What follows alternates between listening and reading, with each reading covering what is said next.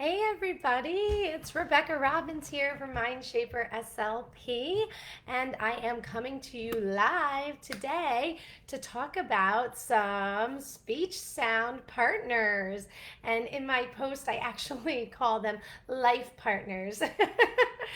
But they're not life partners, they are speech sound partners, and they are the sounds B and so notice I did not put the in p. I didn't say p, I said p. And I'm going to explain to you why. Because the sound that the letter P makes is p, not p. Because p is actually the p and a vowel sound together. But I digress.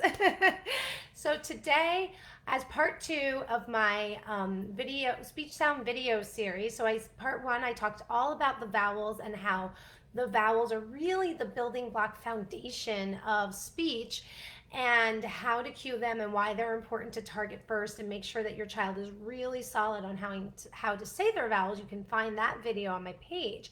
So today I'm going to start moving into our consonant sounds, and I'm starting with the sounds B and, well, the letters B and P, which are the sounds B and P. So we are starting with these sounds for a couple of reasons. One, they are considered early developing consonants. So in my Nonverbal No More course, where I teach parents my hand cue system of how to teach their child to talk and how to implement that in their home, I group the sounds into three different groups. There's the early developing consonants, the later developing consonants, and the advanced consonants. And B and P are in the early developing consonant group because when a child is typically developing their speech, these are early developing sounds that naturally occur in typical speech development. And so my whole program is really structured around the philosophy of typical speech development. So that's why we're going to talk about B and P first. And I'm talking about them together because they are, like I called them earlier, they are sound partners, or the speechy term for it is cognates. So basically, some of the consonants, a lot of the consonants in our language actually have what I'm just going to call sound partners to make it easy. And these are pairs of sounds that are grouped together as partners because they only differ because one of them uses the voice and the other one doesn't. So if you go ahead and put your hand right here on your vocal folds or your larynx, I'll give both the layman terminology and the nerdy terminology just in case anyone's interested. But if you go ahead and put your hand right on your vocal folds, for men, that's where the Adam's apple is. And when you're right now, as I'm talking, I can feel it vibrating. So that's called voicing. When my vocal folds are vibrating, that is how my voice is produced. And there are some sounds that use our vocal fold vibration, and then there are other sounds that do not. So I want you to go ahead and put your hand on your throat and then just say ba ba ba ba ba ba ba. You can feel the vibration, right? So now we're going to put our hand on our throat and we're going to say p, p, p, p, p, p, p. There's no vibration. So p is considered what's called a voiceless sound, and b is voiced. Now the reason that these two sounds are partners is because they are both produced at the lips in the same exact way.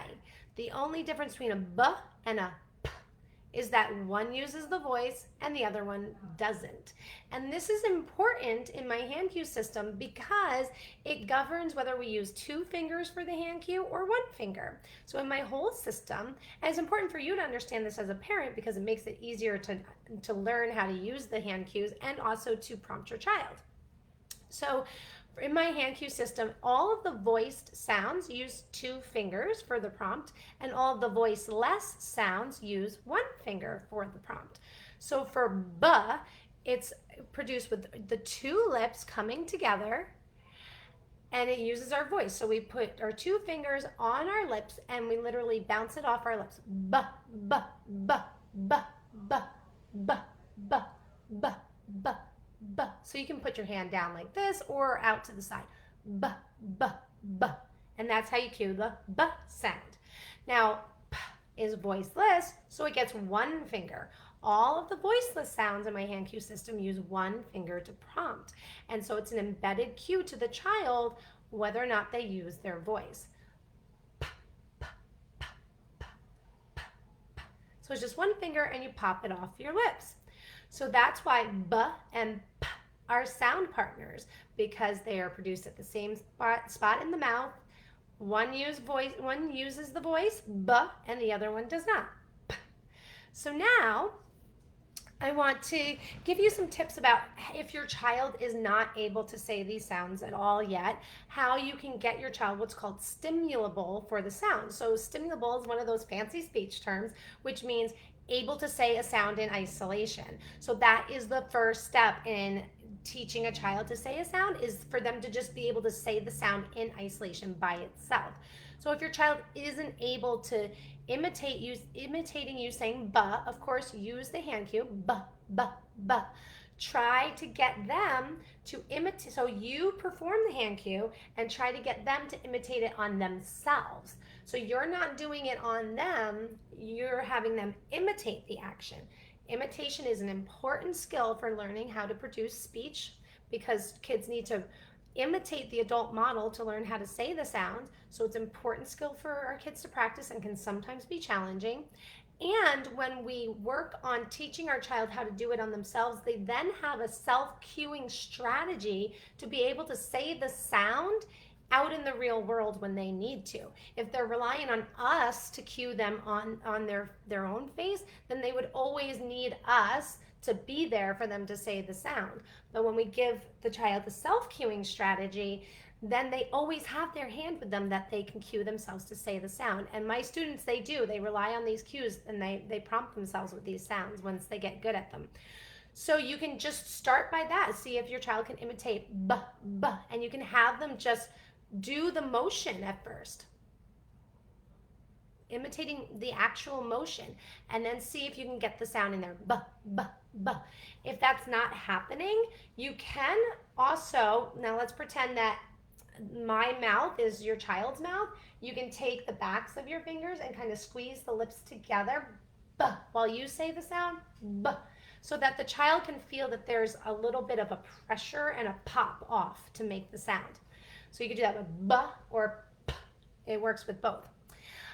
You can also try bouncing your child on one of those big therapy balls. So the bouncing kind of imitates the b, b, the bouncing that happens on the lips too. And we call b the bouncing sound and p the popping sound. So you can use those nicknames as well. The other thing you could try is you could use like a tongue depressor or a popsicle stick and use that as a guide, a visual and tactile guide for your child to place their lips on. And then you can kind of put a little bit of pressure on the tongue depressor on your child's lips and pop it off while you say the sound. And you can do it with two hands. So you're cueing with this hand, and then you're going to pop it off with the other hand with the tongue depressor. So it'd be b, b, or p, p. And again, you're applying that little bit of pressure and popping it off, because that's kind of what your lips are doing to make those sounds.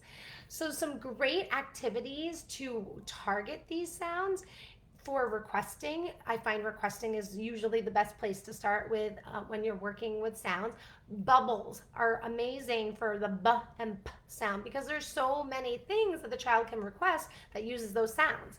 The word bubbles, bubbles, open, could be op.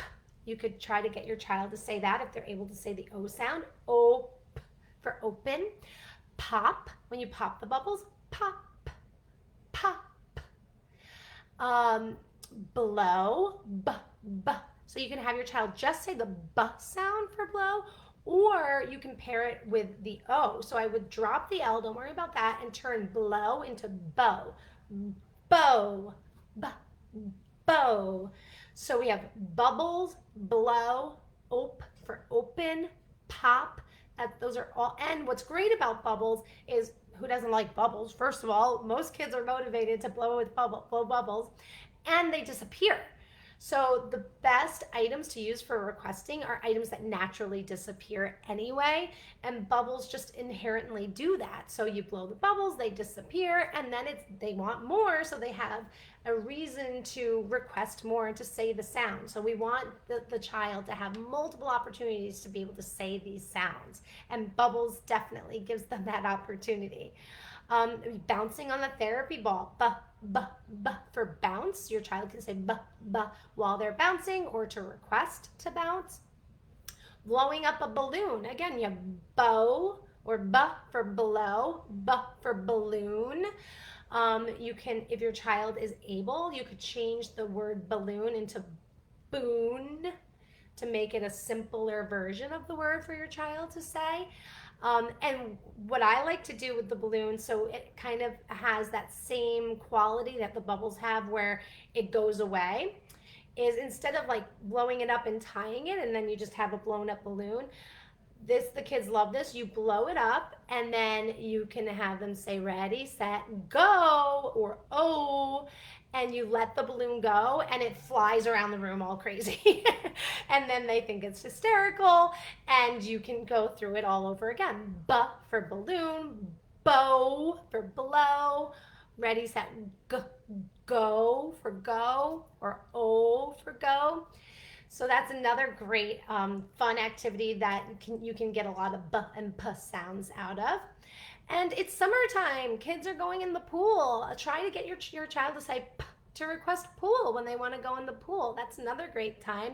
Or if you're doing water play and you have water tools that you're pouring things, you can have your child say p to request pour. That's another great target word for requesting that you can get that sound out of. So again, we have b and p. B uses our voice. P is voiceless. It does not. They are sound partners. And I just gave you lots of great fun activities you can try with your child to get him or her to say the b and p sound. If you'd like, you can, to get on my list, you can go ahead and click the link in this post, bit.ly/say-hi-bye, and get access to my free video tutorial of how to teach your child to say hi and bye, where I literally walk you through how to say the words hi, how to cue your child to say the words hi and bye, and then how to turn them into actual speech by carrying it over in your day-to-day life and activities. So the link for that is in the post. Thanks so much for joining me. I hope you're all having a great start to this very unusual summer, and I shall talk to you soon. Bye.